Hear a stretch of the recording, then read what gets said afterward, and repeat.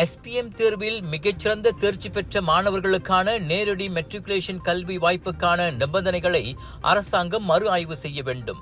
அதனை வலியுறுத்தி கான்சன் Indian graduates அல்லது கியூமிக் எனும் மலாயா பல்கலைக்கழக இந்திய பட்டதாரிகள் அமைப்பு பிரதமர் டாக்டர் ஸ்ரீ அன்வார் இப்ராஹிமுக்கு கடிதம் எழுதியுள்ளது.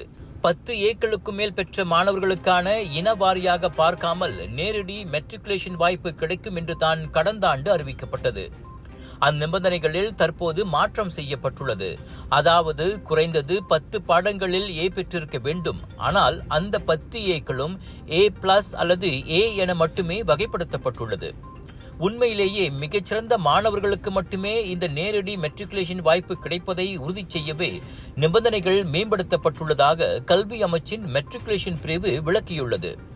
ஆனால் A- இதில் விடுபட்டிருப்பதால் ஏராளமான மாணவர்களும் பெற்றோர்களும் அதிர்ச்சி அடைந்திருப்பது மட்டுமல்லாமல் உள்ளபடியே கவலை அடைந்துள்ளனர்.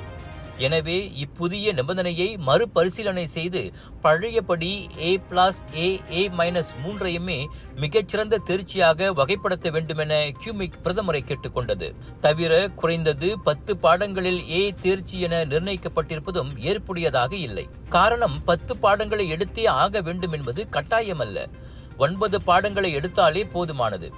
குறைந்தது 10 பாடங்களில் சிறப்பு தேர்ச்சி என்றால் 9 பாடங்களை மட்டுமே எடுத்து அனைத்திலும் A நிலையில் தேர்ச்சி பெற்ற மாணவர்கள் விடுபட்டு விடுவர். எனவே அந்நிபந்தனை 9 அல்லது அதற்கும் மேற்பட்ட பாடங்களில் சிறப்பு தேர்ச்சி என மாற்றப்பட வேண்டும். தங்களின் இவ்விரு கோரிக்கைகளையும் டாக்டர் ஸ்ரீ அன்வார் பரிசீலித்து நல்ல முடிவெடுப்பார் என நம்புவதாக கியூமிக் கூறியுள்ளது.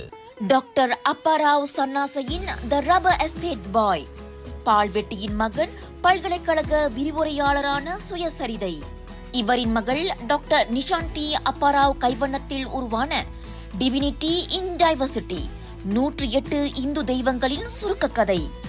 தந்தை மகள் படித்திருக்கும் இந்த சிறப்புமிகு நூல்களை உடனே வாங்கி படியுங்கள்.